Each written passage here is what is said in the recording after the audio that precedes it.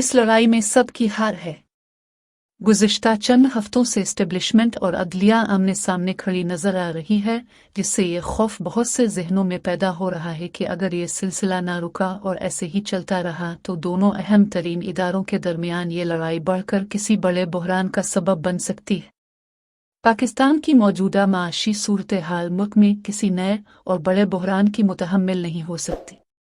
ऐसे वक्त में जब माशी इशारे कुछ बेहतरी के असर दिखाना शुरू कर रहे हैं और पाकिस्तान को माशी चैलेंजेस से निपटने के लिए अहम इस्लाहात करने के लिए सिस्टम को एक इस्तेहकाम की ज़रूरत है, सिक्योरिटी और फौजी इस्टेब्लिशमेंट और अदलिया के दरमियान मौजूद तनाव का बढ़ना किसी की जीत नहीं हो सकता बल्कि इसमें सबकी हार होगी।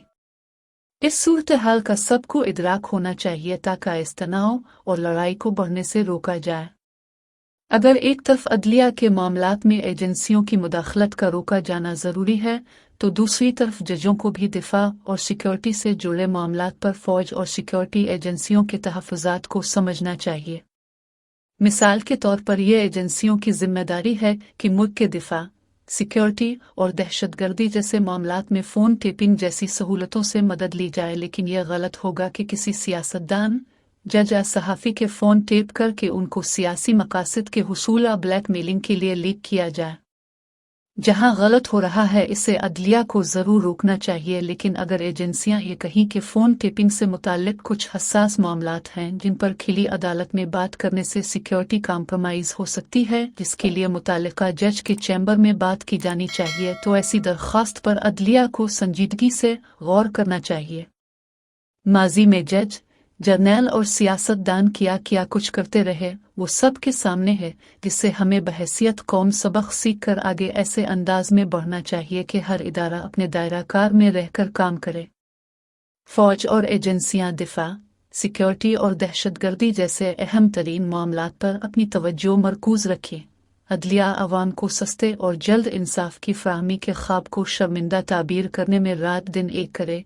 सियासतदान इस्टेब्लिशमेंट और अदलिया में जायज़ नाजायज़ सहारे तलाश करने के बजाय अपनी सियासत का मरकज़ मुल्क और अवाम की खिदमत को बनाए रखी।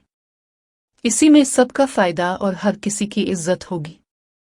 हमें मजबूत फ़ौज, चौकस पर गैर सियासी एजेंसियां, आज़ाद अदलिया और ऐसी पार्लियामेंट और सियासी हुकूमत चाहिए जो आइन पाकिस्तान के मुताबिक मुल्क व कौम की खिदमत में दिन रात एक कर दे।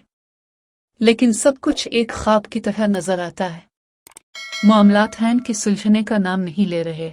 जो हम चाहते हैं और जिस इदारे से जो उम्मीदें वाबस्ता हैं इसका उलट ही होता हुआ नजर आता है।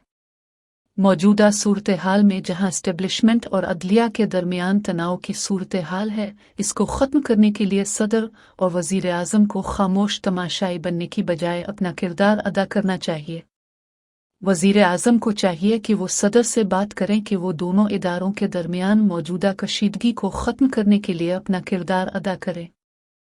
सदर पाकिस्तान के ओहदे की नौयत ऐसी है कि वो सुप्रीम कोर्ट और हाई कोर्ट्स के चीफ जस्टिस हजरात के साथ साथ फ़ौज और सिक्योरिटी एजेंसियों की आला क़ियादत का वज़ीर आज़म की मौजूदगी में एक इजलास बुला सकता है, जिसका वाहिद मकसद एस्टेब्लिशमेंट और अदलिया के दरमियान मौजूदा कशीदगी को ख़त्म करना होना चाहिए। देखते हैं इस बारे में सदर आसिफ अली जरदारी और वज़ीर आज़म शहबाज शरीफ अपनी जिम्मेदारी पूरी करते हैं या इदारों में कशीदगी के बढ़ने का इंतज़ार करेंगे।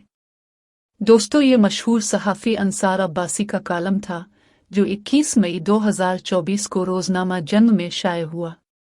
वीडियो अच्छी लगे तो लाइक करें, चैनल पर नए हैं तो सब्सक्राइब करें और घंटी के बटन को दबाकर नोटिफिकेशन ऑन कर लें ताकि हमारी तमाम वीडियोस के नोटिफिकेशन आपको सबसे पहले मिले। अब आपसे मुलाकात होगी अगली वीडियो में, तब तक के लिए अल्लाह हाफ़िज़।